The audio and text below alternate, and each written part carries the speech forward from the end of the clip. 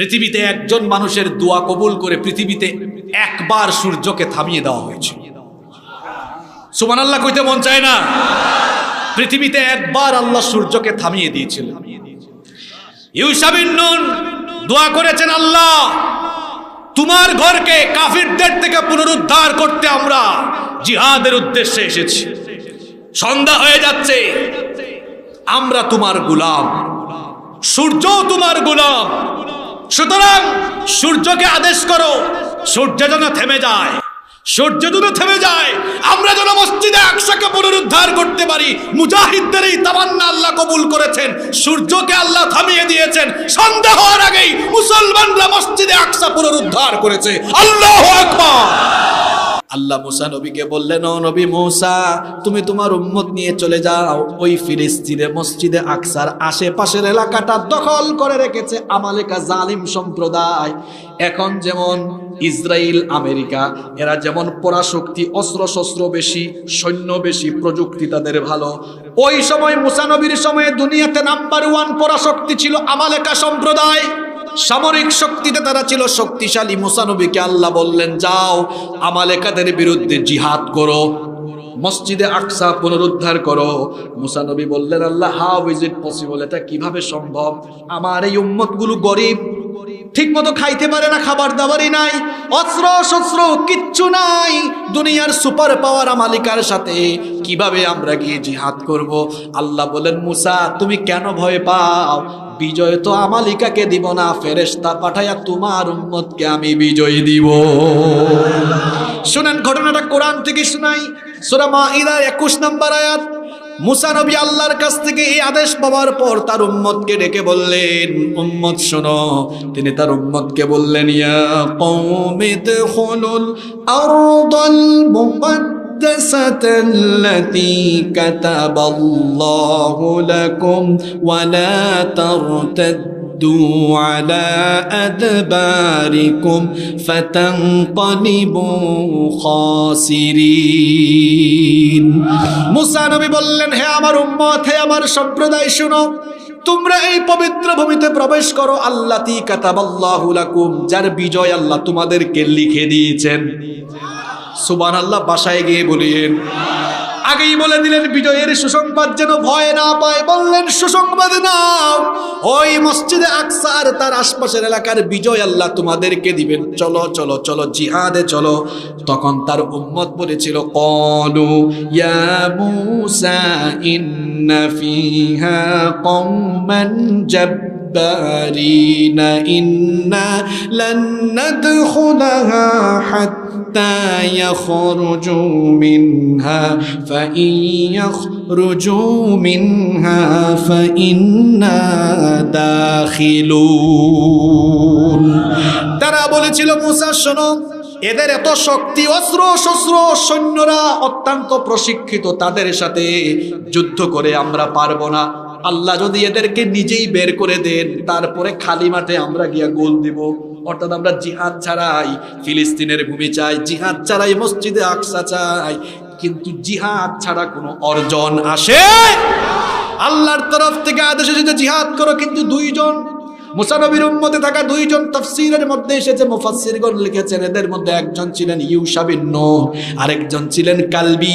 এই 2 জন তখন উম্মতের এই দুরবস্থা দেখে জবাব দিয়েছেন। আল্লাহ তাদের কথা কোরআনে উঠিয়ে দিয়েছেন, ক্বালা রাজুলানি মিনাল্লাযীনা ইয়াখাফুনা আন'আমাল্লাহু আলাইহিম আদখুলু আলাইহিমুল বাবা ফাইদা দাখালতুমুহু ফাইন্নাকুম গালিবুন। 2 জন বান্দা যাদের ভেতরে আল্লাহর ভয় ছিল, তারা বলেছিলেন, এমন কথা বলো না, আল্লাহ যেহেতু ওয়াদা দিয়েছেন, সুতরাং বিজয় যিনি দান করবেন তিনি কে? মুসা নবীর উম্মত বলল, না, আল্লাহ বিজয় কনফার্ম করেছেন, তাও আমাদের ভয়, যদি আমরা মায়ের খাই।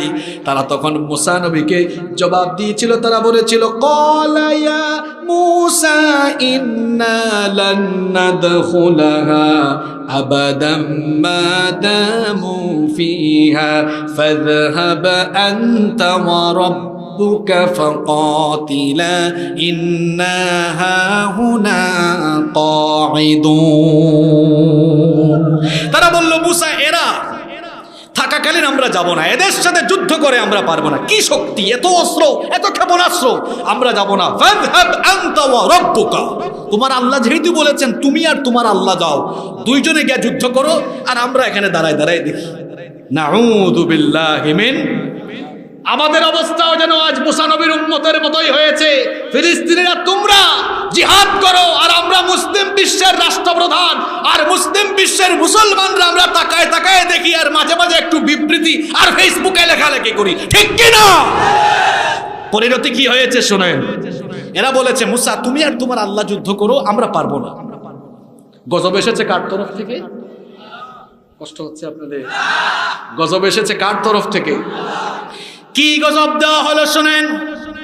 আল্লাহ বললেন ও মুসা শোনো শোনো, তোমার উম্মত তো জিহাদ করার আদেশ অমান্য করলো, তাদের জন্য আমার তরফ থেকে শাস্তি হলো ফাইন্নাহা মুহাররামাতুন আলাইহিম আরবাঈনা সানাতান ইয়াতিহুনা ফিল আরদ ফালা তা'সা আলাল কওমিল ফাসিকিন। আল্লাহ বললেন মুসা তোমার এই জিহাদে না যাওয়া উম্মতের জন্য 40 বছরের জেল দিলাম। কত বছরের জেল? এখন এটা কি আমাদের দেশের কারাগারের মতো? শুনেন, তীর প্রান্তরে 40 বছর তাদেরকে বন্দী করে দেওয়া হলো। কিরকম? উদ্বাস্তুর মতো তারা চলাফেরা করতো। শুনেন যুবক ভাইয়েরা, শাস্তি কেমন দেওয়া হলো। এরা ভোরবেলা ফজরের সময় সকালবেলা হাঁটা আরম্ভ করতো মিশরের দিকে। কোন দিকে? মানে তাদের বাড়ির দিকে। তারা ফিলিস্তিনে যাবে না, তারা বাইতুল মুকাদ্দাস পুনরুদ্ধার করবে না, জিহাদ করবে না, উল্টা যাচ্ছে কোন দিকে? বাড়ির দিকে। কোন দিকে? মজা বোঝাই দিয়েছেন আল্লাহ। সকালবেলা হাঁটা আরম্ভ করে মিশরের দিকে, সন্ধ্যাবেলায় দেখে যেখান থেকে সকালে হাঁটা আরম্ভ করছে ওইখানে আবার আসছে, ঘুরে ফিরে ওইখানে আবার। কত বছর? কত বছর? এরা বুঝলো আমরা আর মিশরেও যাইতে পারবো না, অন্য কোথাও যাইতে পারবো, কারণ এই গজব ফিক্সড হয়ে গেছে কার তরফ থেকে? এরা তওবা করলো। যতই পাপ করুক না কেন বান্দা, তওবা করলে মাফ করে দেন কে? হ্যাঁ, অপরাধ করলে এলাকাবাসী সবাই মিলে শাস্তি দেয়। মানুষ অপরাধী খুঁজে শাস্তি দেওয়ার জন্য, আর আমার আল্লাহ অপরাধী খুঁজেন তাকে মাফ করার জন্য। সুবহানাল্লাহ। কত পাপ করেছেন যুবক ভাইরা, তওবা করে ফেলুন, মাফ করে দিবেন কে? এরা তওবা করলো। আল্লাহ বললেন তওবা কবুল করব, ঠিক আছে, কিন্তু জিহাদ থেকে নাজাত নাই, জিহাদ করতেই হবে। মুসলমান জিহাদ করবে। অনেকে আবার প্রশাসন কিংবা মিডিয়ার ভাইয়েরা থাকলে উল্টাপাল্টা বুঝবেন না। জিহাদ একটি পবিত্র শব্দ। জিহাদ নামাজ রোজার মতোই পবিত্র শব্দ। জিহাদ আর সন্ত্রাস এক জিনিস নয়। জিহাদ এসেছে সন্ত্রাসকে নির্মূল করে দেওয়ার জন্য। জিহাদ আর সন্ত্রাস এক জিনিস নয়। আল্লাহ বললেন মাফ করব, ঠিক আছে, কিন্তু জিহাদ করাই লাগবে। ইউশা বিন নুন আলাইহিস সালামের নেতৃত্বে, ঘটনা কি শুনতেছেন আপনারা? ইউশা বিন নুন আলাইহিস সালামের নেতৃত্বে এবার তারা গেল ফিলিস্তিন পুনরুদ্ধার করবে। কাদের বিরুদ্ধে যুদ্ধ? আমালেকা। কাদের বিরুদ্ধে? শক্তি তখন ওই জামানায় তাদের কম না বেশি? সবচাইতে বদরে মুসলমানদের শক্তি ছিল কম না বেশি? কথা কন না কেন? সংখ্যা কত? 300। কাফির কত? কাফিররা পারছে? কাফিরদের অস্ত্র বেশি না কম? প্রশিক্ষিত সৈন্য কম না বেশি? মুসলমানের কিচ্ছু নাই, 313 জন। অনেকের পায়ে স্যান্ডেলও নাই, কাপড় চুপড়ও ঠিকঠাক নাই, একেবারে জরাজীর্ণ অবস্থা, দুর্বল, অস্ত্রশস্ত্রও নাই। কিন্তু আল্লাহ বলেছেন যাও নবী, ফেরেশতা পাঠাইয়া কাফেরদের উপর বিজয় দিব। সুবহানাল্লাহ। এজন্য বলেছি পৃথিবীতে মুসলমানের বিজয় এসেছে অস্ত্র দিয়ে নয়, ঈমান আর আল্লাহর সাহায্য দিয়ে, ঠিক কিনা? ইউশা বিন নুন গেলেন, যুদ্ধ আরম্ভ করলেন। যুদ্ধ করতে করতে করতে করতে বিজয়ের দ্বার প্রান্তে মুসলমানরা চলে আসছে। সুবহানাল্লাহ পড়েন। আমালেকারা অবাক, কি ব্যাপার, এদের অস্ত্র শস্ত্র নাই, তাও আমরা পরাজিত হয়ে যাচ্ছি কেন? তারা তাকায় দেখলো যুদ্ধের ময়দানে শুধুমাত্র মুসা নবীর উম্মতরাই না, ঝাঁকে ঝাঁকে আল্লাহ ফেরেশতা পাঠিয়েছেন বলে ফেরেশতাদের সাথে তারা কুলাতে পারছে না। আপনাদের কি মনে হয় আফগানিস্তান থেকে যে ব্রিটিশরা পালিয়ে গিয়েছে, এমনি এমনি পালায় যায় নাই, অনেক অস্ত্র শস্ত্র ছিল। আফগানিদের কাছে তো পায়ে অনেকের স্যান্ডেলও ছিল না, স্যান্ডেলও ছিল না। ঈমান নিয়ে দেশের জন্য, দিনের জন্য লড়াই করেছে। ব্রিটিশরা পর্যন্ত তাদের দেশ থেকে পালিয়ে যেতে বাধ্য হয়েছে। ফিলিস্তিনিরা দেখায় দিয়েছে, আগে তারা পাথর নিক্ষেপ করে প্রতিহত করত, এখন যুগের পর যুগ ধরে মার খেতে খেতে এমন অস্ত্র বানিয়েছে। ইসরায়েলিরা তাদের প্রোটেকশনের জন্য আয়রন ডুম বানিয়েছে, আয়রন ডুম দিয়েও রক্ষা হয় নাই। ফিলিস্তিনিরা ইসরায়েলিদের উপর হামলা চালিয়ে দেখায় দিয়েছে মুসলমানরা আল্লাহ ছাড়া কাউকে ভয় পায় না। প্রিয় ভাইয়েরা,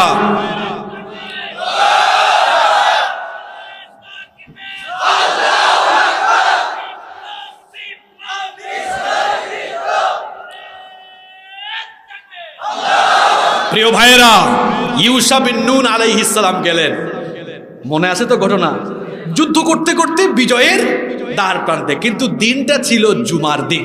কোন দিন? জোরে বলেন, কোন দিন? আসরের ওয়াক্ত হয়ে যাচ্ছে, এখন সন্ধ্যা হয়ে গেলেই ওইটা কোন রাত, কোন দিন শুরু হবে? শনিবার। কোন দিন? সেই সময়ে শনিবার ছিল পবিত্র দিন। এজন্য সন্ধ্যা হয়ে গেলে শনিবার থেকে যুদ্ধ বিগ্রহ সব কি হয়ে যায়। এখন তো ইউসা বিন নুন আলাইহিস সালাম, এটা বুখারী শরীফের হাদিস, শুনেন। ইউসা বিন নুন আলাইহিস সালাম অবাক হয়ে গেলেন, যুদ্ধের বিজয় প্রান্তে চলে আসলাম, এখন যুদ্ধটা যদি স্থগিত হয়, আরো একদিন পরে যুদ্ধ শুরু হয়, এরা যদি আবার পাল্টা হামলা চালায়। হাত তুললেন কার কাছে? পৃথিবীতে একজন মানুষের দোয়া কবুল করে পৃথিবীতে একবার সূর্যকে থামিয়ে দেওয়া হয়েছে। সুবহানাল্লাহ কইতে মন চায় না? পৃথিবীতে একবার আল্লাহ সূর্যকে থামিয়ে দিয়েছিলেন। ইউসা বিন নুন দোয়া করেছেন, আল্লাহ তোমার ঘরকে কাফিরদের থেকে পুনরুদ্ধার করতে আমরা জিহাদের উদ্দেশ্যে এসেছি। সন্ধ্যা হয়ে যাচ্ছে, আমরা তোমার গোলাম, সূর্য তোমার গোলাম, সুতরাং সূর্যকে আদেশ করো সূর্য যেন থেমে যায়, সূর্য যেন থেমে যায়, আমরা যেন মসজিদে আকসাকে পুনরুদ্ধার করতে পারি। মুজাহিদদের এই তামান্না আল্লাহ কবুল করেছেন, সূর্যকে আল্লাহ থামিয়ে দিয়েছেন। সন্ধ্যা হওয়ার আগেই মুসলমানরা মসজিদে আকসা পুনরুদ্ধার করেছে। আল্লাহু আকবার। তাহলে সিরাজগঞ্জবাসী বলেন দেখি, মসজিদে আকসা আগের যুগেও পুনরুদ্ধার হয়েছে অস্ত্র দিয়ে না ঈমান দিয়ে? আর কার সাহায্য দিয়ে? আল্লাহর কসম করে বলছি, ফিলিস্তিনে এখন যে জুলুম চলছে, নির্যাতন চলছে, এবং মসজিদে আকসাকে ইসরায়েলি ইহুদিরা যে দখল করে রেখেছে, তামাম দুনিয়ায় আমাদের সংখ্যা প্রায় 200 কোটি। তামাম দুনিয়ার 200 কোটি মুসলমানরা ঐক্যবদ্ধ হয়ে যদি একবার শুধু এদের বিরুদ্ধে কথা বলা আরম্ভ করে, আমার তো মনে হয় জিহাদ লাগবে না। মধ্যপ্রাচ্যের মুসলিম রাষ্ট্রগুলো একজোট হয়ে ইসরায়েলের বিরুদ্ধে কথা বললে ভূমধ্যসাগরে ইহুদিরা ভেসে যাবে। কিন্তু আজ দুঃখ লাগে, আফসোস লাগে, কাফির কাফির ভাই ভাই হয়ে গেছে, কিন্তু মুসলমানরা একজোট হতে পারছে। কাফির কাফির কেমনে ভাই ভাই হয়েছে? ইসরায়েলের ইহুদিদের পক্ষ নিয়েছে মার্কিন প্রেসিডেন্ট জো বাইডেন, রণতরী পাঠিয়েছে, সাহায্য করছে। ফ্রান্সের প্রেসিডেন্ট আরেক খবিশ, আরেক শয়তান, ইমানুয়েল ম্যাক্রো, তাদের পক্ষ নিয়েছে। কানাডার প্রেসিডেন্ট জাস্টিন ট্রুডো ইসরায়েলিদের পক্ষ নিয়েছে। আরেক বেটা, তার নিজের পায়ের তলায় জুতা, তার নিজের পায়ের তলায় মাটি নাই। ইউক্রেনের প্রেসিডেন্ট জেলেনস্কি, পুতিন বাবাজির গুতা খাইছে ভালো মতো, তার নিজের পায়ের তলায় মাটি নাই, সে বলেছে আমরা ইহুদিদের সাথে আছি। এই যে কাফির কাফির, জোরে বলতে হবে, কাফির কাফির, কাফির কাফির। আমাদের দেশের এক শায়েখ দেখলাম 3-4 দিন আগে আকীদা নিয়ে কথা বলতেছে। কি নিয়ে? আকীদা নিয়ে, সালাউদ্দিন আইয়ুবীর আকীদা নিয়ে। সালাউদ্দিন আইয়ুবীকে চিনেন আপনারা? সুলতান সালাউদ্দিন আইয়ুবী মসজিদে আকসাকে ক্রুসেডারদের থেকে তিনি পুনরুদ্ধার করেছেন। সুবহানাল্লাহ। তার আকীদা নিয়ে কথা বলছেন, ফিলিস্তিনিদের আকীদা নিয়ে কথা বলছেন। ওই যে কাজী নজরুল ইসলাম কবিতা লিখেছিলেন, কি জানি, বিবি তালাকের ফতোয়া খুঁজি না, বিশ্ব যখন এগিয়ে চলেছে আমরা তখন বসে বিবি তালাকের ফতোয়া খুঁজি, ফেকার কিতাব। আমাদের অবস্থা হয়েছে এমন, আমরা এখন চক্ষু বন্ধ করে অনেকে জিকির করছি, কেউ বা আবার আকীদার ক্লাস করাচ্ছি। আকীদা বুঝাচ্ছি, আর অন্যদিকে মুসলমানদের উপরে কারবালা চলছে। কিসের জিকির আর কিসের আকীদার বিতর্ক করেন? মুসলমানদের পক্ষে এখন দাঁড়িয়ে যাওয়া লাগবে, ঠিক কি না? কিসের জিকির আর ফিকির? এখন জিকির ফিকিরের টাইম নাই। তামাম দুনিয়ার মুসলমানদেরকে কাফেরদের বিরুদ্ধে এক হয়ে যাওয়ার সিদ্ধান্ত নিতে হবে, ঠিক কি না? আমাদের প্রিয় জায়গা ফিলিস্তিনে অবস্থিত মসজিদুল আকসা, এই মসজিদুল আকসাকে দখলদার জারজ রাষ্ট্র ইসরায়েলের বর্বর ইহুদিরা অবৈধভাবে দখল করে রেখে লক্ষ লক্ষ ফিলিস্তিনিকে যুগের পর যুগ ধরে তারা বাস্তুচ্যুত করে রেখেছে, ঠিক কিনা? এই ইসরায়েলের অসভ্য বর্বর ইহুদিদেরকে মার্কিন যুক্তরাষ্ট্র সহ তাদের পশ্চিমা সকল মিত্ররা ইসরায়েলিদেরকে বলছে সভ্য, আর ফিলিস্তিনি যারা স্বাধীনতার জন্য লড়াই করছে তাদেরকে বলছে সন্ত্রাসী। পশ্চিমাদের শেখানো সন্ত্রাসীর ডেফিনেশন আমরা গ্রহণ করি না, বরং প্রকৃত সন্ত্রাসী হলো তারা যারা জারজ রাষ্ট্রের জন্ম দিয়ে অবৈধভাবে ফিলিস্তিনের ভূমিকা দখল করেছে। অসভ্য ইসরায়েলিরা হচ্ছে প্রকৃত সন্ত্রাসী। মুসলমানরা সন্ত্রাসী জাতি নয়, মুসলমানরা শান্তির পক্ষে, শৃঙ্খলার পক্ষে, পৃথিবী থেকে সন্ত্রাসকে নির্মূল করেছে যুগে যুগে মুসলমানরা। ইসলাম কখনো সন্ত্রাসের কথা বলে না, কোরআন কখনো সন্ত্রাসের কথা বলে না, হাদিস কখনো সন্ত্রাসের কথা বলে না, বরং কোরআন সুন্নাহ সন্ত্রাসের বিপরীতে শান্তি এবং সমৃদ্ধির কথা বলে, ঠিক কিনা? আমরা মসজিদুল আকসার ব্যাপারে এত বেশি উৎসাহী কেন? মসজিদে আকসার ব্যাপারে মুসলমানদের এত আগ্রহ কেন? কেন এই পবিত্র ভূমিতে অবস্থিত মসজিদে আকসা নিয়ে গোটা বিশ্বের মুসলমানরা একই সুরে কথা বলে? এর কারণ হলো মসজিদুল আকসা এটি হচ্ছে সেই মসজিদ, যেই মসজিদ পৃথিবীর সূচনালগ্ন থেকে আজ পর্যন্ত বিভিন্ন কারণে তাৎপর্যপূর্ণ। অনেকগুলো কারণ আছে। আজকের আলোচনার শুরুতে আমি মসজিদুল আকসা মুসলমানদের কাছে গুরুত্বপূর্ণ হওয়ার 12টি কারণ কোরআন থেকে তুলে ধরব ইনশাআল্লাহ। এজন্য আজকে আমি খুতবার ভেতরে এমন একটি আয়াত তিলাওয়াত করেছি যে আয়াতের ভেতরে মসজিদুল আকসার কথা উল্লেখ করে দিয়েছেন কে? যুবক ভাইয়েরা, ছাত্র ভাইয়েরা, ভালো করে শুনেন। ফেসবুকে পড়ে আছেন আপনারা ইউটিউবিং এ, টিকটকে ব্যস্ত, অন্যদিকে মসজিদুল আকসা নিয়ে আপনি যুবক মানুষ, আপনার ভেতরে হাই হুতাশ নাই, আফসোস পর্যন্ত নাই। ইসরায়েলের বর্বর ইহুদিরা গত 24 ঘন্টা ধরে বিদ্যুৎ, পানি তো বন্ধ ছিল, এখন ইন্টারনেটও বন্ধ করে দিয়েছে। অর্থাৎ ইসরায়েলি ইহুদিরা ফিলিস্তিনে কি ধ্বংসযজ্ঞ চালাচ্ছে পৃথিবীর মানুষ এখন জানারও সুযোগ। আপনার হৃদয় কাঁদে না, একটু আফসোসও করে না? এটা কেমন মুসলমান আপনি? মুসলমান তো হচ্ছে আল মুমিনুনা কাল জাসাদিল ওয়াহিদ, মুসলমান হবে একই দেহের ন্যায়। আপনার শরীরে পায়ের মধ্যে আঘাত লাগলে সারা শরীরে যেমন ব্যথা অনুভূত হয়, ফিলিস্তিনি মুসলমান ফিলিস্তিনে নির্যাতিত হলে বাংলাদেশ থেকে আপনার বেদনা হতো। অন্তর যদি কাঁদে তাহলেই বোঝা যাবে আপনি প্রকৃত মুসলমান।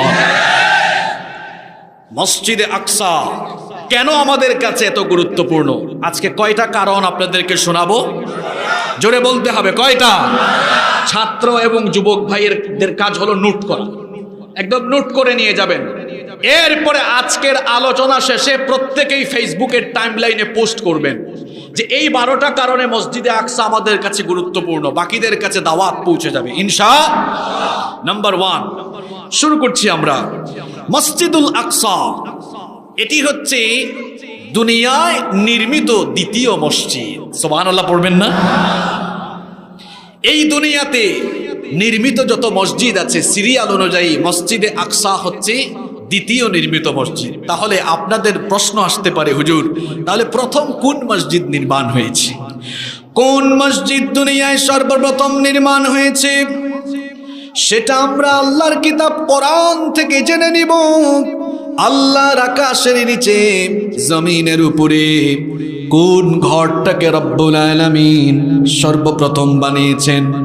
কোরআনুল কারীমের 3 নম্বর সূরা আলে ইমরানের 96 নম্বর আয়াতে রব্বুল আলামিন বলছেন, ইন্না আউওয়ালা বাইতিন উদিআ লিন-নাসি লাল্লাযী বিবাক্কাতা বিবাক্কাতা মুবারাকাও ওয়া হুদাল লিল আলামিন।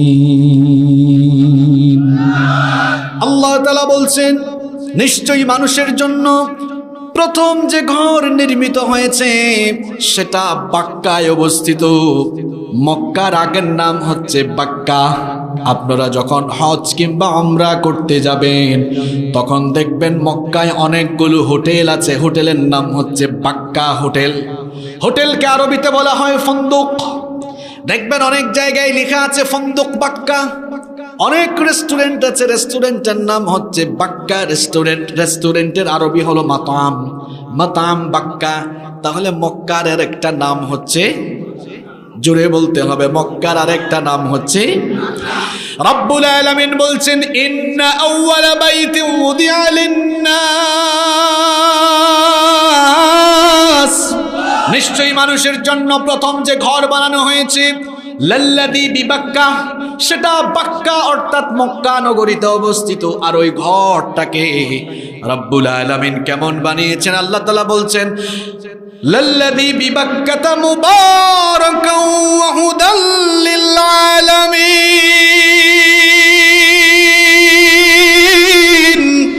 আল্লাহ তাআলা বলছেন ওই ঘরটাকে আমি तमाम বিশ্ববাসীর জন্য হেদায়েতের কেন্দ্রস্থল বানিয়েছি। আল্লাহু আকবার। তাহলে আমরা আল্লাহর কিতাব কোরআন থেকে জানতে পারলাম আসমানের নিচে জমিনের উপরে সর্বপ্রথম যে ঘর নির্মাণ করা হয়েছে ওটা মানুষের ঘর না। ওই ঘরটা কার? আরো জোরে বলেন কার? এই জন্য ওই ঘরের একটা নাম হচ্ছে বাইতুল্লাহ। ওই ঘরের একটা নাম হচ্ছে বাইতুল্লাহ। তাহলে আসমানের নিচে দুনিয়া জমিনের উপরে সর্বপ্রথম যে ঘর নির্মাণ হয়েছে সেটা হচ্ছে আল্লাহর ঘর, সেটা হচ্ছে আল কাবা আল মুশাররাফা। এটা হচ্ছে দুনিয়ার জমিনে প্রথম নির্মিত ঘর। আর ওই মসজিদটা আল্লাহর ঘরের চারপাশে যে আঙিনা, ওই আঙিনায় যে মসজিদটা আছে ওই পুরো আঙিনার নাম হচ্ছে আল মসজিদুল হারাম। সবাই বলেন আল মসজিদুল হারাম। তাহলে আমরা আল্লাহর কোরআন থেকে জানলাম দুনিয়ায় সর্বপ্রথম যে মসজিদ নির্মাণ হয়েছে ওইটা আমাদের সিরাজগঞ্জের কোনো মসজিদ না, ওইটা হচ্ছে মসজিদুল হারাম। এরপরে মসজিদে হারাম প্রতিষ্ঠা হওয়ার পরে, ভিত্তি প্রস্তর স্থাপন হওয়ার পরে দুনিয়ায় কোন মসজিদ নির্মাণ হয়েছে আমি আপনাদেরকে হাদিস থেকে সেটা শোনাই। বুখারী এবং মুসলিম শরীফের মধ্যে হাদিস বর্ণিত হয়েছে। হাদিস বর্ণনাকারী সাহাবীর নাম হচ্ছে আবু যার গিফারী রাদিয়াল্লাহু আনহু। তিনি বলছেন আমি একদিন নবীজির কাছে গিয়ে জানতে চাইলাম, আমি নবীজিকে জিজ্ঞেস করলাম ইয়া রাসূলুল্লাহি, পড়েন সাল্লাল্লাহু আলাইহি ওয়াসাল্লাম, আইয়ু মসজিদিন উদিআ ফিল আরদি আউওয়ালা, সর্বপ্রথম কোন মসজিদ দুনিয়ায় বানানো হয়েছে? নবীজি বললেন আল মসজিদুল হারাম, মসজিদে হারাম। বর্ণনাকারী সাহাবী বলছেন আমি নবীজিকে জিজ্ঞেস করলাম সুম্মা আই, এরপরে কোন মসজিদ নির্মাণ হয়েছে? নবীজি বললেন আল মসজিদুল আকসা, মসজিদে আকসা। সাহাবী জিজ্ঞেস করলেন ওগো আল্লাহর নবী, প্রথম মসজিদ মসজিদে হারাম নির্মাণের পরে মসজিদে আকসা নির্মাণ হয়েছে, কাম কানা বাইনাহুমা, এই দুই মসজিদ নির্মাণের মাঝখানে কেমন ব্যবধান ছিল, কত দিন বা কত বছরের ব্যবধান ছিল? নবীজি জবাব দিলেন আরবাউনা সানা, 40 বছরের ব্যবধান ছিল। তার মানে হলো মসজিদে হারামের ভিত্তি প্রস্তর স্থাপনের পরে মসজিদে আকসা 40 বছর পরে প্রতিষ্ঠা হয়েছে। সুবহানাল্লাহ। তাহলে প্রথম পয়েন্ট আমরা জানলাম। আব্বা জানরা, ভাই জানরা সবাই বলেন মসজিদে আকসা এটা দুনিয়ায় নির্মিত কততম মসজিদ? ওই পিছন থেকে তো আওয়াজ পাওয়া যায় না, কততম? দ্বিতীয়তম। মনে থাকবে তো ইনশাআল্লাহ। নাম্বার 2, 2 নম্বর হলো কেন মসজিদে আকসা আমাদের কাছে এত গুরুত্বপূর্ণ? 2 নম্বর কারণ হলো কোরআনুল কারীমে রব্বুল আলামিন 2টা মসজিদের নাম উল্লেখ করেছেন। আমার কথা বুঝে থাকলে সবাই বলেন কোরআনে আল্লাহ কয়টা মসজিদের নাম উল্লেখ করেছেন? সেখানে কি এই কোরআনের ভেতরে কি সিরাজগঞ্জের কোনো মসজিদের নাম আছে নাকি? বাংলাদেশের বাইতুল মুকাররমের মসজিদের নাম আছে নাকি? কোন 2টা মসজিদ? এবার শুনেন, ওই 2টা মসজিদের কথা একই আয়াতে আল্লাহ উল্লেখ করলেন কোরআনুল কারীমের 17 নম্বর সূরা, সূরা বনি ইসরাঈল। এই সূরার আরেকটা নাম হচ্ছে সূরাতুল ইসরা। এই সূরার প্রথম আয়াতে রব্বুল আলামিন বললেন, যারা পারেন আমার সঙ্গে তিলাওয়াত করেন, সুবহানাল্লাযী আসরা বিআবদিহি লাইলাম মিনাল মাসজিদিল হারামি ইলাল মাসজিদিল আকসা। সুবহানাল্লাহ। অতীব পবিত্র সেই সত্তা যিনি তার বান্দাকে রাতের বেলা ভ্রমণ করিয়েছেন মসজিদে হারাম থেকে মসজিদে আকসা পর্যন্ত। আল্লাহু আকবার। তাহলে মসজিদে আকসা কেন আমরা এত ভালোবাসি? কেন মসজিদে আকসার প্রতি আমাদের এত আগ্রহ, এত ভালোবাসা? কারণ এই মসজিদটার নাম সরাসরি কোরআনে যিনি উল্লেখ করেছেন তিনি কে? 3 নাম্বার, মসজিদে আকসা কেন আমাদের কাছে এত গুরুত্বপূর্ণ? কারণ এটি ছিল মুসলমানদের প্রথম কিবলা। এখন আমরা নামাজ যখন আদায় করি, সালাত আদায়ের জন্য আমাদের চেহারা ঘোরায়া দেই আমরা কাবা শরীফের দিকে, কিন্তু কাবা শরীফ কিবলা হওয়ার আগে আমাদের আগের কিবলা ছিল মসজিদুল আকসা। কিভাবে এই কিবলা পরিবর্তনের ঘটনা ঘটলো, এই ঘটনা কোরআনে কারীমে যিনি তুলে দিয়েছেন তিনি কি? নবী করিম সাল্লাল্লাহু আলাইহি ওয়াসাল্লাম তার নবুয়ত আর রিসালাতের দাওয়াত শুরু করেছেন মক্কায়, কিন্তু মক্কায় দাওয়াত আরম্ভ করার পরে মক্কাবাসী কাফির নবীজির বিরুদ্ধে একজোট হয়ে তারা অত্যাচার, নির্যাতন, নিপীড়ন শুরু করলো, সাহাবীদের উপর নির্যাতন করলো। সিরাজগঞ্জের মুসলমানরা শোনেন, কোরআনের পথে চললে জুলুম নির্যাতন আসে, ঘর বাড়ি ছেড়ে দিতে হয়, হামলা মামলার সম্মুখীন হতে হয়। এটা নতুন কোনো বিষয় নয়। যেই যুগে কোরআন নাজিল হয়েছে, কোরআন বিরোধীরা কোরআনওয়ালাদের উপর হামলা চালিয়েছে। এমনকি হামলা চালিয়ে ক্ষান্ত হয়ে নাই, তারা নবীজি এবং সাহাবীদেরকে মক্কা থেকে বের করে দিয়েছে। সুতরাং এই যুগেও এই রকম কোরআন বিরোধীরা আশেপাশে থাকতে পারে, যারা কোরআনের আন্দোলনের কারণে কোরআনওয়ালাদেরকে ঘর বাড়ি থেকে বের করে দিয়েছে কিংবা জেলখানার মধ্যে আটকায়া রেখেছে, কিন্তু লাভ হয় নাই। যুগে যুগে কোরআন বিরোধীরা কোরআনওয়ালাদের উপরে যত বেশি জুলুম করেছে, ইসলামের বিজয় তত বেশি কাছে চলে এসেছে। সুতরাং আমরা ইসলামের ইতিহাস থেকে শিক্ষা নিয়ে বলতে পারি, কোরআনওয়ালাদের উপরে নির্যাতন হবে যত বেশি, ইসলামের বিজয় কাছে আসবে তত বেশি। আমরা কাউকে ভয় করি না, আমাদের অন্তরে কেবল একজনের ভয়। সবাই বলেন তিনি কে? নবীজি মক্কা থেকে হিজরত করে মদিনায় চলে গেলেন। মদিনায় যাওয়ার পরে আল্লাহর নবী মসজিদে আকসার দিকে চেহারা ঘুরায়া সালাত আদায় করেন, কিন্তু নবীজি মনে মনে চান, মনে মনে কামনা করেন, বাসনা করেন, যদি কিবলা মসজিদে আকসার দিকে না হয়ে মসজিদে হারামের দিকে হতো, মক্কায় অবস্থিত বাইতুল্লাহর দিকে হতো, তাহলে ভালো হতো। এটা নবীজি মনে মনে চেয়েছেন। আমার মনের খবর আপনি জানেন না, আপনার মনের খবর আমি জানি না, কিন্তু আমাদের সবার মনের খবর যার কাছে আছে তিনি কি? নবীজি এক দাওয়াতে গিয়েছিলেন, যোহরের ওয়াক্তে নামাজ ইমামতিতে দাঁড়িয়ে গেলেন। যোহরের ফরজ নামাজ হলো মোট কয় রাকাত? নবীজি 2 রাকাত সালাত আদায় করেছেন ফিলিস্তিনে অবস্থিত মসজিদে আকসার দিকে চেহারা ঘোরায়া, আর মনে মনে চাচ্ছেন কিবলাটা যদি মসজিদে হারামের দিকে হতো। এই যে নবীজি মনে মনে চাচ্ছেন, আল্লাহ সেটা বুঝে ফেললেন, আয়াত নাজিল করে দিলেন নামাজের ভেতরেই, قد نرى تقلب وجهك في السماء। ও নবী বারবার আকাশের পানে তাকিয়ে মনে মনে কি চাইছেন সব আমি জানি, আপনার মনের বাসনা আমি পূরণ করে দিলাম। ফালানুওয়াল্লিয়ান্নাকা কিবলাতান তারদাহা ফাওয়াল্লি ওয়াজহাকা শাতরাল মাসজিদিল হারাম।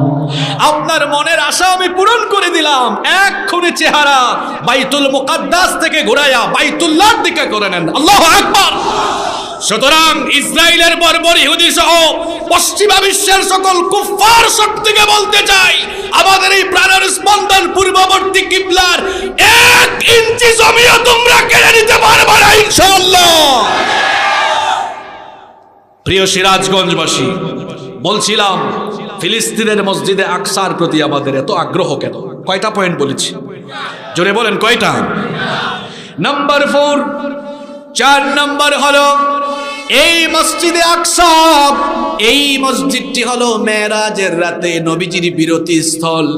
উত্তরবঙ্গ থেকে, রাজশাহী থেকে যত বাস ঢাকায় যায়, আপনাদের সিরাজগঞ্জে এসে কিন্তু একটা বিরতি দেওয়া লাগে।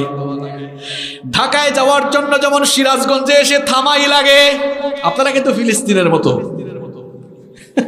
তবে আপনারা ফিলিস্তিনের মতো নির্যাতিত না। আমি বুঝাচ্ছি আর কি, ফিলিস্তিনিদের মতো মানে বললাম এই কারণে, নবীজি মেরাজে গিয়েছেন, মসজিদে হারাম থেকে শুরু হয়েছে, মসজিদে আকসা এসে একটা ব্রেক, একটা বিরতি, নামাজে বিরতির স্থল, এতটুকুকে বলে ইসরা, নৈশ ভ্রমণ।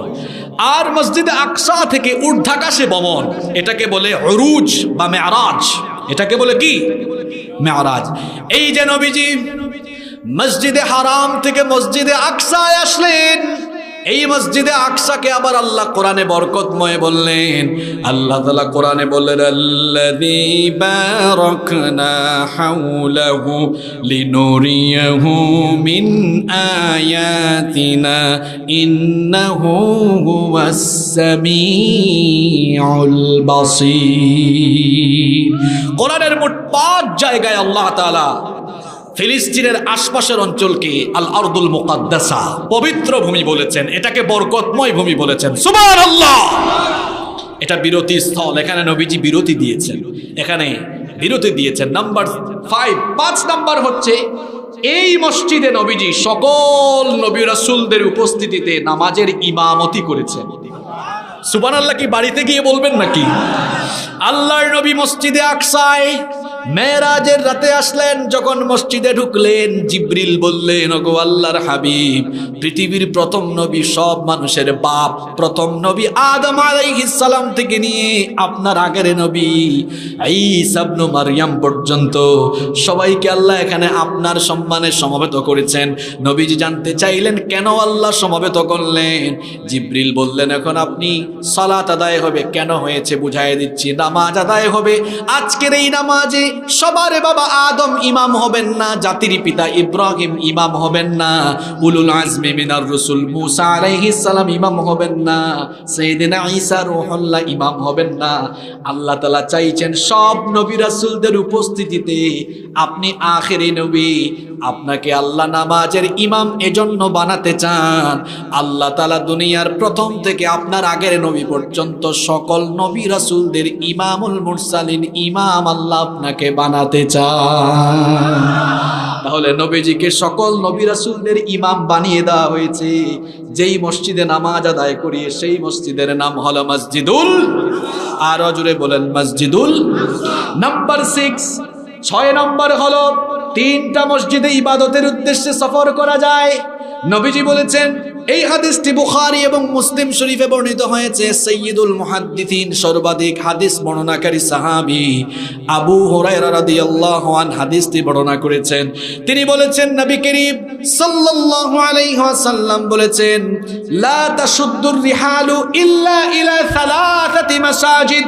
3টি মসজিদ ছাড়া অন্য কোন মসজিদের উদ্দেশ্যে, ইবাদতের উদ্দেশ্যে যাওয়া যায় না।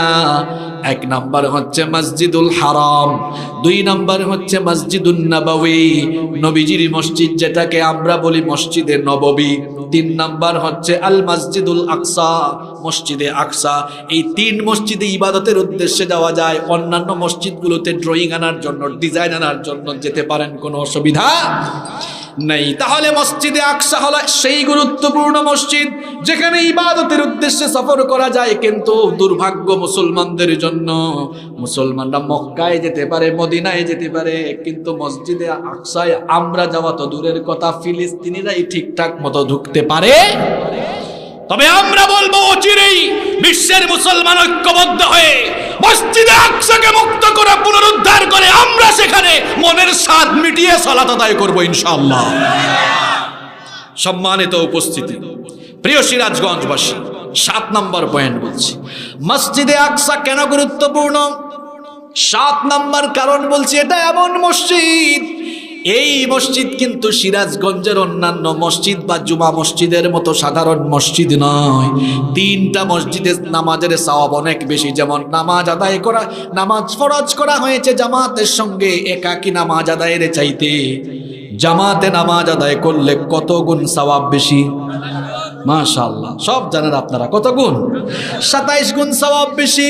কিন্তু কেউ যদি বাইতুল্লাহর মসজিদে হারামে 1 রাকাত নামাজ আদায় করে রব্বুল আলামিন 1 রাকাতের বিনিময়ে 1 লক্ষ রাকাতের সওয়াব দান করে দিবেন।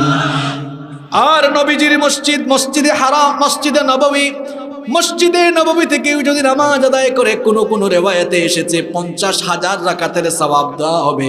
আবার কোন বর্ণনায় এসেছে 1000 রাকাতের সওয়াব দেওয়া হবে। মক্কা মদিনায় নামাজ পড়েছেন কারা কারা একটু হাত তুলেন। মাশাআল্লাহ, অনেকে আছেন, হাত নামান। আল্লাহ তাকিয়ে দেখো তোমার কত বান্দা এখনো যেতে পারে নাই।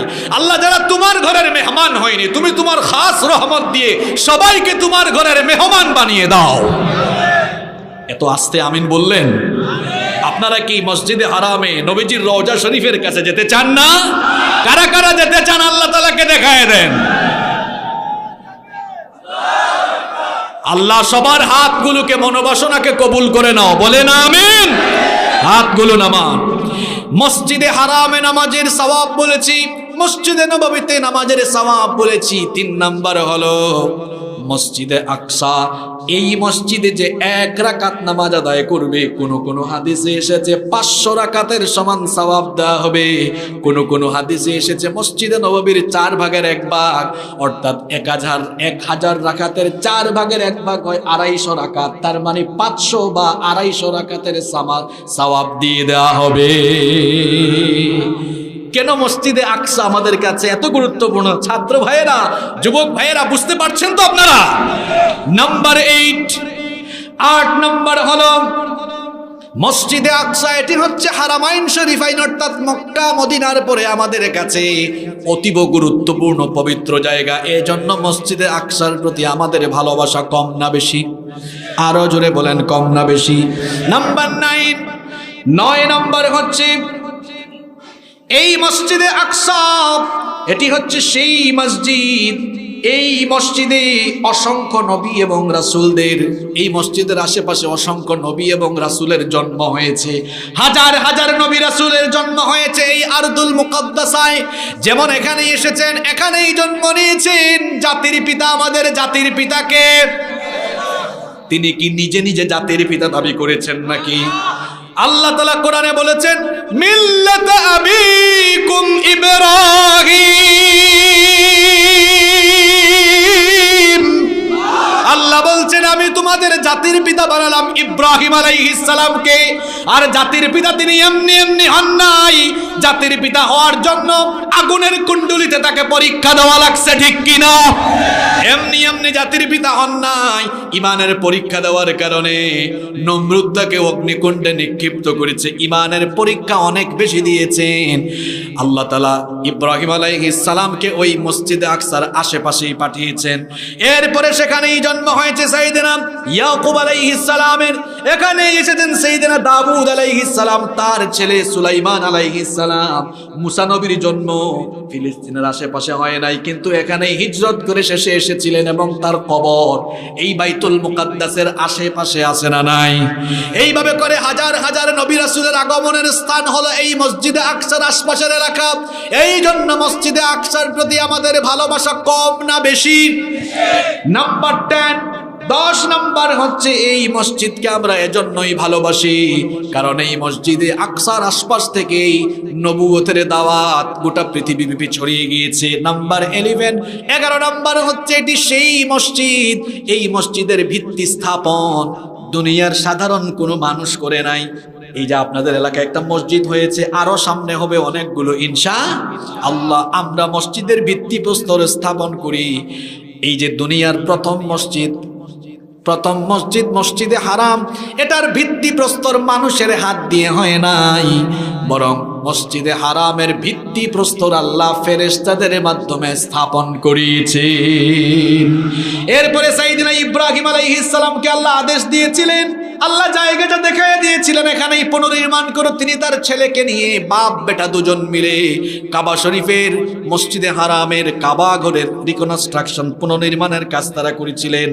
তাহলে আল্লাহর ঘরের নির্মাণ পুনর্নির্মাণ বললাম, এবার আসেন মসজিদে আকসা। এটার ভিত্তিপ্রস্তর স্থাপন হয়েছে মসজিদে হারামের 40 বছর পরে।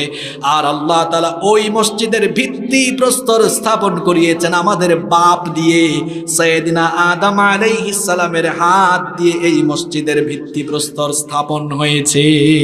এরপরে পুনর্নির্মাণ হয়েছে বিভিন্ন যুগে, সুলাইমান আলাইহিস সালামের যুগে পুনর্নির্মাণ হয়েছে। নাম্বার 12 12 নম্বর হচ্ছে এই মসজিদ কেন গুরুত্বপূর্ণ শোনেন বাবা জানরা, ভাই জানরা। এই যে আপনাদের এলাকায় এখন যে মসজিদটা হচ্ছে, এই মসজিদের মিস্ত্রি এরা সবাই বাংলাদেশী এবং এরা সবাই কি মানুষ। এরা সবাই কি মসজিদে আকসার মিস্ত্রি শুধু মানুষ না, সুলাইমান নবীকে আল্লাহ তাআলা এমন এক পাওয়ার দিয়েছেন, মানুষও শাসন করতেন, জিনও শাসন করতেন। তিনি মসজিদে আকসার পুনর্নির্মাণের জন্য জিন জাতির মাধ্যমে সাগরের তলদেশ থেকে মণিমুক্তা এবং মহামূল্যবান জিনিসপত্র আনিয়ে জিনদেরকে দিয়ে মসজিদে আকসার পুনর্নির্মাণ করেছেন। আল্লাহু আকবার। এই জন্য এই মসজিদে আকসা আমাদের কাছে গুরুত্বপূর্ণ, কম না বেশি? কয়টা কারণ বলেছি বাবা জান, ভাইজানরা? কষ্ট হচ্ছে আপনাদের? এবার আসেন, এই মসজিদে আকসা কয়েক যুগ ধরে ইসরায়েলের বর্বর ইহুদিরা দখল করে রেখেছে, মুসলমানদেরকে সালাত আদায় করতে দেয় না। গত কয়েক যুগে বহুবার তারা নামাজরত মুসল্লিদের উপরে হামলা চালিয়েছে। অনেকেই বলছেন ইসরায়েল তো সামরিক শক্তিতে অনেক এগিয়ে, ফিলিস্তিনিরা কিভাবে তাদের থেকে মসজিদে আকসা পুনরুদ্ধার করবে? কিংবা মুসলমানরা যদি সারা বিশ্বের মুসলিম প্রায় 200 কোটি মুসলমান ঐক্যবদ্ধ হয়, কিভাবে ইসরায়েলের সাথে পারবে? কারণ ইসরায়েলকে সহযোগিতা করে সরাসরি আমেরিকা। তাহলে কিভাবে পারবে? শোনেন, আমরা কখনো সংখ্যা দিয়ে আর অস্ত্র দিয়ে বিজয় আনি নাই। ইসলামের ইতিহাস পড়ে দেখেন, সবগুলো বিজয় এসেছে ঈমান আর আল্লাহর সাহায্য দিয়ে, ঠিক কি না? এবার আপনাদেরকে কোরআন থেকে একটা ঘটনা শোনাবো। আপনারা কি ঘটনা শোনার জন্য রেডি? ঘটনা শুনতে হলে তো ব্রেইন একটু শার্প থাকা লাগবে। আপনারা কি ক্লান্ত হয়ে গেছেন? পিছনের ভাইরা কি ক্লান্ত হয়ে গেছেন? একটা কিচ্ছা শোনাবো, একটা ঘটনা শোনাবো। এই ঘটনা দিয়ে আপনাদেরকে যে জিনিসটা বোঝাতে চাইবো সেটা হলো, এই আজকের যুগে না, এখন তো 2023 সাল, এখন মনে করছি যে এদের থেকে আমরা কিভাবে মসজিদে আকসা উদ্ধার করব। শুনেন, পৃথিবীর পূর্বের ইতিহাস শুনেন। কয়েক হাজার বছর আগের একটা ঘটনা শোনাবো। কয়েক হাজার বছর আগে থেকেই মসজিদে আকসা বিজয় হয়েছে, পুনরুদ্ধার হয়েছে, অস্ত্র দিয়ে, শক্তি দিয়ে নয়, ঈমান আর আল্লাহর সাহায্য দিয়ে। সুবহানাল্লাহ। আসেন ঘটনাটা শোনাই। এই ঘটনা আল্লাহ উল্লেখ করেছেন সূরা মাঈদার 21 নম্বর আয়াত থেকে। কোন সূরায়? সূরা আল মাঈদা। মুসা নবীর নাম তো আপনারা সবাই জানেন, নাকি জানেন না? মুসা নবী কি জাতের নবী? কথা বলেছেন কার সাথে? খুব রাগী নবী ছিলেন। রাগ যখন করতেন তার চুল দাঁড়িয়ে যেত, পাগড়ি ভেদ করে। আল্লাহু আকবার। ফেরাউনের বংশের একজনকে এক থাপ্পড় দিয়া দুনিয়া থেকে আউট করে দিয়েছেন। কি জাতের নবী! শুধু মানুষকে থাপ্পড় দেন নাই, এটা এমন নবী, এমন রাগী নবী, মালাকুল মউতকেও থাপ্পড় মেরেছে। মালাকুল মউতকেও। ওই ঘটনাটা কি বলে ফেলবো? বুখারীতে এই ঘটনা এসেছে।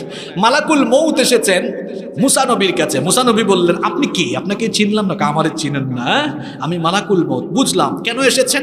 আমি কেন আসি আপনি জানেন না? আমি যার কাছে আসি তার প্রাণ কবজ করে ফেলি। মুসা নবী বললেন, তাই আসো আমার কাছে। বুখারীতে হাদিস এসেছে, ফালাম্মা জাআহু সাক্কাহু। যখন মালাকুল মউত কাছে আসলেন, মুসা নবী একটা থাপ্পড় লাগালেন চোখের উপরে। এক থাপ্পড় খাইয়া মালাকুল মউত গিয়েছে কার কাছে? গিয়ে বলছে, আরসালতানি ইলা আব্দুল্লাহ ইউরিদুল মাউত। আল্লাহ কার কাছে পাঠালেন? আপনি যার কাছে পাঠিয়েছেন আপনার ওই বান্দা মরতে চায় না। আল্লাহ বললেন, তুমি মুসার কাছে আবার যাও, গিয়ে আমার মুসাকে বলো তিনি যদি আরো হায়াত চান তাহলে তিনি যেন তার হাত একটা ষাঁড়ের পিঠের উপরে রাখেন। তিনি তার হাত দিয়ে যতগুলো লোম ঢাকতে পারবেন, প্রত্যেকটা লোমের বিনিময়ে আমি তাকে 1 বছরের হায়াত বাড়িয়ে দিব। সুবহানাল্লাহ। মুসা নবী তো খুব বুদ্ধিমান ছিলেন, বিচক্ষণ ছিলেন। মালাকুল মউতকে জিজ্ঞেস করলেন, বুঝলাম আমার হায়াত বাড়বে, কিন্তু ওই হায়াত যখন ফুরিয়ে যাবে তখন কি হবে? মালাকুল মউত বললেন, তখন আল্লাহর কাছে আপনাকে চলে যেতেই হবে। তিনি বললেন, অসুবিধা নাই, তাহলে এক্ষুনি আমার রূহ কবজ করো, আমি আমার মালিকের দিদার লাভ করতে চাই। সুবহানাল্লাহ। সেই মুসা নবীর ঘটনা বলছে, শুনেন। বাইতুল মুকাদ্দাস পুনরুদ্ধার অস্ত্র দিয়ে হয় নাই, শক্তি দিয়ে হয় নাই, হয়েছে ঈমান আর কার সাহায্য দিয়ে? মুসা নবীর ঘটনা বলছিলাম। মুসা নবী আর তার উম্মতকে জ্বালাইছে যে, তার নাম কি? কি জাতের জ্বালান জ্বালিয়েছে শুনেন। কত নির্যাতন করেছে, নিপীড়ন করেছে, অত্যাচার নির্যাতনের স্ট্রিম রোলার চালিয়েছে। দুনিয়া এখন কারো নাম ফেরাউন নাই, কিন্তু ফেরাউনের চরিত্র লালন করে ফেরাউনের ভাই বোন এখনো দুনিয়ায় আছে না নাই? এখনো ফেরাউনের ভাই বোন দুনিয়ায় আছে, যারা ফেরাউনের স্টাইলে ইমানদারদের উপরে নির্যাতন চালায়। কিন্তু তাদের হুঁশিয়ার হওয়া দরকার, ফেরাউন যেমন বংশ শুদ্ধ নির্মূল হয়েছে, নব্য ফেরাউনরা আল্লাহর গজবে ধ্বংস হয়ে যাবে। পৃথিবীর কোন ফেরাউন কখনো টিকতে পারে নাই। ফেরাউনের চরিত্র লালন করে যারা দুনিয়ায় টিকতে পারবে না, তারা এই দুনিয়ার উত্তরাধিকার আল্লাহ ইমানদারদেরকে দিবেন। ওয়াদা করেছেন কি? আল্লাহ বলেছেন, ওয়ালা তাহিনু ওয়ালা তাহজানু ওয়া আনতুমুল আ'লাউনা ইন কুনতুম মুমিনিন। ফ্রাস্ট্রেট হয় না, হতাশ হয় না, চারিদিকে ধরপাকড়, নির্যাতন, জুলুম চলছে, ভয় পেও না, বিজয় তোমাদেরকেই দেওয়া হবে। আমরা ভরসা করি কার উপরে? আল্লাহ বলেছেন, ওয়া আলাল্লাহি ফালইয়াতাওয়াক্কালিল মুতাওয়াক্কিলুন। মুমিনদের উচিত একজনের উপর তাওয়াক্কুল করা। তিনি কে? শুনেন, মুসা নবী আর তার উম্মতকে যখন ফেরাউন অতিমাত্রায় জুলুম আরম্ভ করলো, আল্লাহ মুসা নবীকে বললেন, মুসা তোমার উম্মত নিয়ে তুমি মিশর ছেড়ে চলে যাও। তিনি তার উম্মত নিয়ে মিশর ছেড়ে চলে যাচ্ছেন। ফেরাউনের কানে খবর গিয়েছে, ফেরাউনও তার দরবল নিয়ে পেছন ধাওয়া করেছে। মুসা নবী তার উম্মত নিয়ে যখন সাগরের সামনে চলে গেলেন, লোহিত সাগর, উম্মত বলল, সামনে গেলেও মরবো, পিছনে গেলেও মরবো। মুসা নবী বললেন, না, আমাদেরকে বাঁচাবেন কি? সাগরের মাঝখান দিয়ে আল্লাহ রাস্তা তৈরি করে দিলেন। মুসা নবী উম্মত নিয়ে পার হয়ে গেলেন। ওইদিকে ফেরাউন তার দলবল নিয়ে যখন লোহিত সাগরের মাঝামাঝি চলে গেল, ফেরাউন তার দলবলকে পানিতে নাকানে চুবানি খাওয়ায়া দুনিয়া থেকে যিনি বিদায় করে দিলেন, তিনি কি? এবারে মুসা নবী উম্মত নিয়ে পার হয়ে গেলেন। এর পরের ঘটনাটা অনেকে জানেন না, ওই পরের ঘটনাটাই শোনাচ্ছি। মুসা নবী তার উম্মত নিয়ে সাগরের এই পারে চলে আসলেন। কোথায় যাবেন? তাদের কোনো ঘর বাড়ি নাই, ঠিকানা নাই, কিচ্ছু নাই।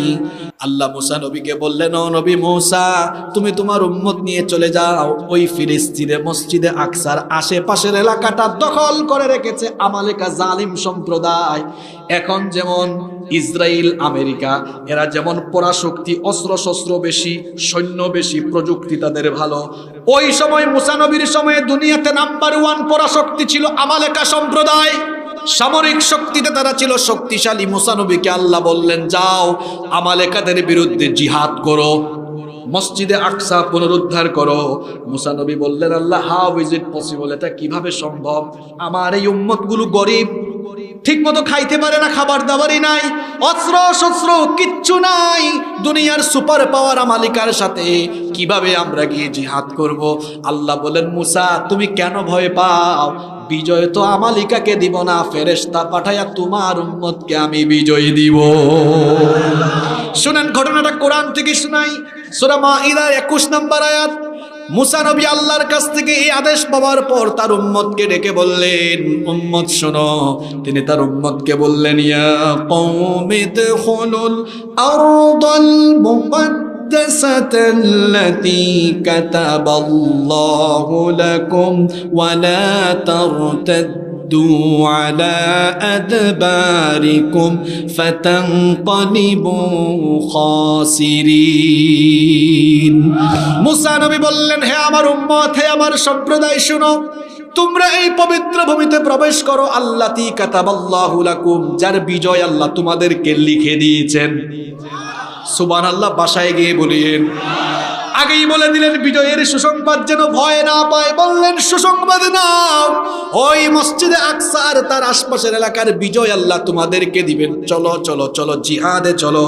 তখন তার উম্মত বলেছিল, ক্বালু ইয়া মূসা ইন্না ফিহা কওমান জাব্বারিনা ইন্না লান নাদখুলাহা হাত্তা ইয়াখরুজু মিনহা ফাইন ইয়াখরুজু মিনহা ফাইন্না দাখিলুন। তারা বলেছিল, মূসা শোনো, এদের এত শক্তি, অস্ত্র শস্ত্র, সৈন্যরা অত্যন্ত প্রশিক্ষিত, তাদের সাথে যুদ্ধ করে আমরা পারবো না।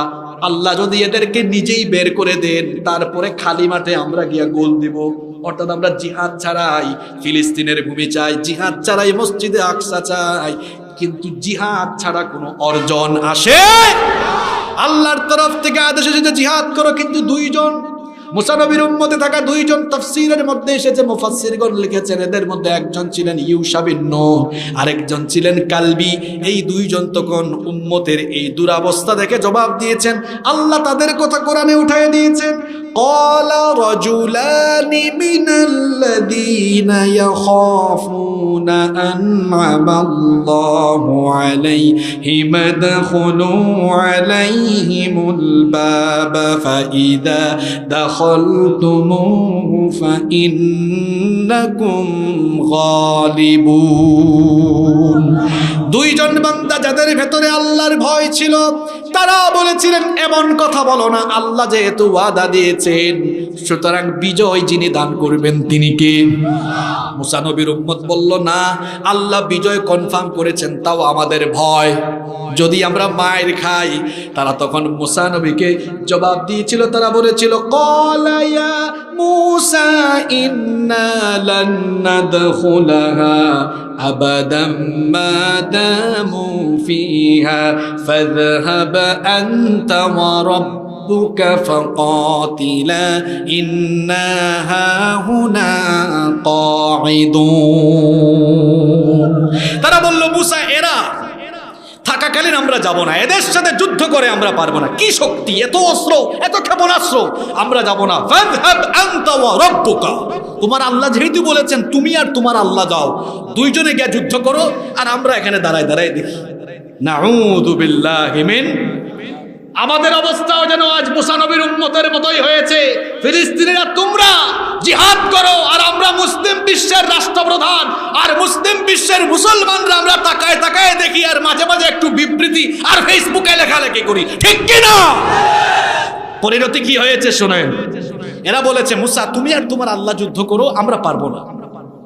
গজব এসেছে কার তরফ থেকে? কষ্ট হচ্ছে আপনাদের? গজব এসেছে কার তরফ থেকে? কি গজব দেওয়া হলো শোনেন। আল্লাহ বললেন, ও মূসা শোনো শোনো, তোমার উম্মত তো জিহাদ করার আদেশ অমান্য করলো, তাদের জন্য আমার তরফ থেকে শাস্তি হলো, ফাইন্নাহা মুহাররামাতুন আলাইহিম 40 সানাতান ইয়াতিহুনা ফিল আরদ ফালা তা'সা আলাল কওমিল ফাসিকিন। আল্লাহ বললেন, মুসা তোমার এই জিহাদে না যাওয়া উম্মতের জন্য 40 বছরের জেল দিলাম। কত বছরের জেল? এখন এটা কি আমাদের দেশের কারাগারের মতো? শুনেন, তীর প্রান্তরে 40 বছর তাদেরকে বন্দী করে দেওয়া হলো। কিরকম? উদ্বাস্তুর মতো তারা চলাফেরা করতো। শুনেন যুবক ভাইয়েরা, শাস্তি কেমন দেওয়া হলো। এরা ভোরবেলা ফজরের সময় সকালবেলা হাঁটা আরম্ভ করতো মিশরের দিকে। কোন দিকে? মানে তাদের বাড়ির দিকে। তারা ফিলিস্তিনে যাবে না, তারা বাইতুল মুকাদ্দাস পুনরুদ্ধার করবে না, জিহাদ করবে না, উল্টা যাচ্ছে কোন দিকে? বাড়ির দিকে। কোন দিকে?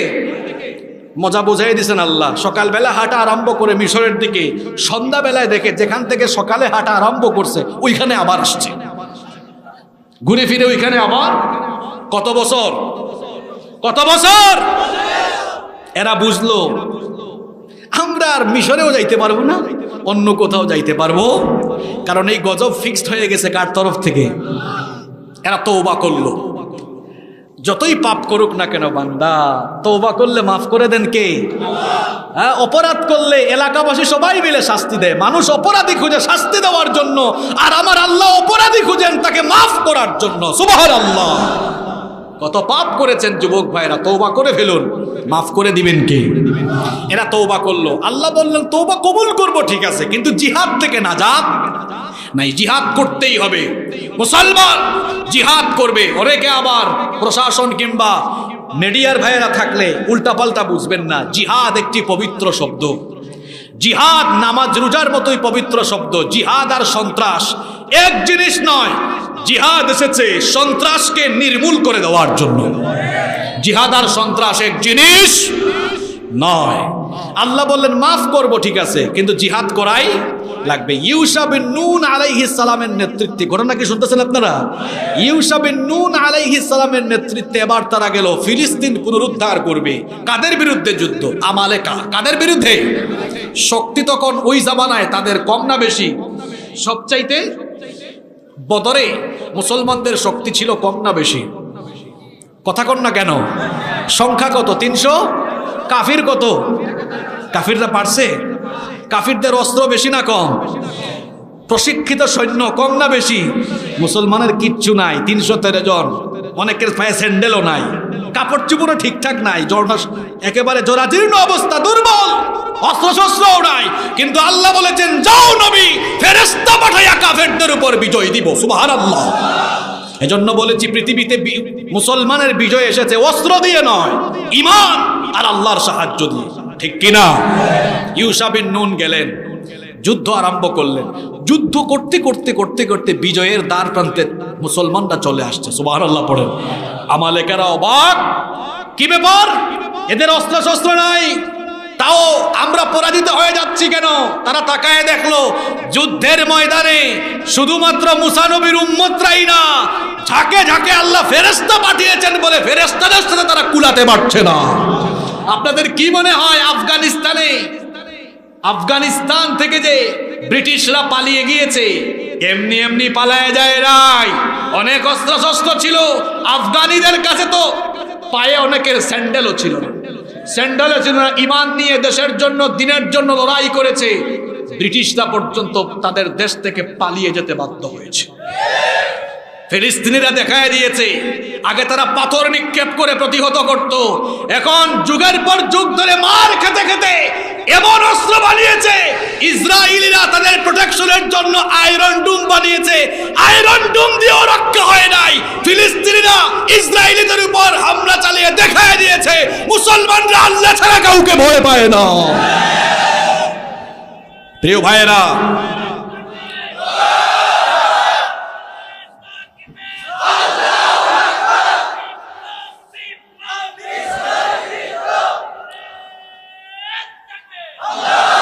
প্রিয় ভাইয়েরা, ইউশা বিন নুন আলাইহিস সালাম গেলেন।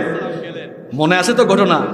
যুদ্ধ করতে করতে বিজয়ের দ্বার প্রান্তে, কিন্তু দিনটা ছিল জুমার দিন। কোন দিন? জোরে বলেন, কোন দিন? আসরের ওয়াক্ত হয়ে যাচ্ছে। এখন সন্ধ্যা হয়ে গেলেই ওইটা কোন রাত, কোন দিন শুরু হবে? শনিবার। কোন দিন? সেই সময়ে শনিবার ছিল পবিত্র দিন। এজন্য সন্ধ্যা হয়ে গেলে শনিবার থেকে যুদ্ধ বিগ্রহ সব কি হয়ে যায়। এখন তো ইউশা বিন নুন আলাইহিস সালাম, এটা বুখারী শরীফের হাদিস, শুনেন। ইউশা বিন নুন আলাইহিস সালাম অবাক হয়ে গেলেন, যুদ্ধের বিজয় প্রান্তে চলে আসলাম, এখন যুদ্ধটা যদি স্থগিত হয়, আরো একদিন পরে যুদ্ধ শুরু হয়, এরা যদি আবার পাল্টা হামলা চালায়? হাত তুললেন কার কাছে? পৃথিবীতে একজন মানুষের দোয়া কবুল করে পৃথিবীতে একবার সূর্যকে থামিয়ে দেওয়া হয়েছে। সুবহানাল্লাহ কইতে মন চায় না? পৃথিবীতে একবার আল্লাহ সূর্যকে থামিয়ে দিয়েছিল। ইউশা বিন নুন দোয়া করেছেন, আল্লাহ তোমার ঘরকে কাফিরদের থেকে পুনরুদ্ধার করতে আমরা জিহাদের উদ্দেশ্যে এসেছি।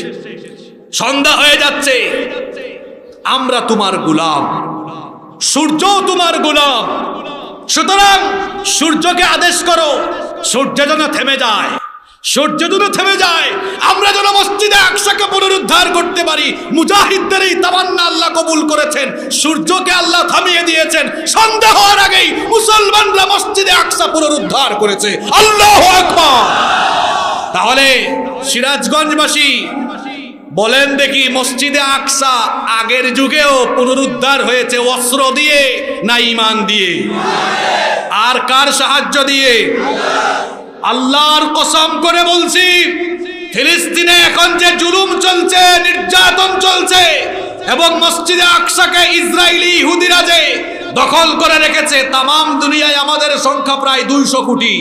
তামাম দুনিয়ার 200 কোটি মুসলমানরা ঐক্যবদ্ধ হয়ে যদি একবার শুধু এদের বিরুদ্ধে কথা বলা আরম্ভ করে, আমার তো মনে হয় জিহাদ লাগবে না, মধ্যপ্রাচ্যের মুসলিম রাষ্ট্রগুলো একজোট হয়ে ইসরায়েলের বিরুদ্ধে কথা বললে ভূমধ্যসাগরে ইহুদিরা ভেসে যাবে। কিন্তু আজ দুঃখ লাগে, আফসোস লাগে, কাফির কাফির ভাই ভাই হয়ে গেছে, কিন্তু মুসলমানরা একজোট হতে পারছে। কাফির কাফির কেমনে ভাই ভাই হয়েছে? ইসরায়েলের ইহুদিদের পক্ষ নিয়েছে মার্কিন প্রেসিডেন্ট জো বাইডেন, রণতরী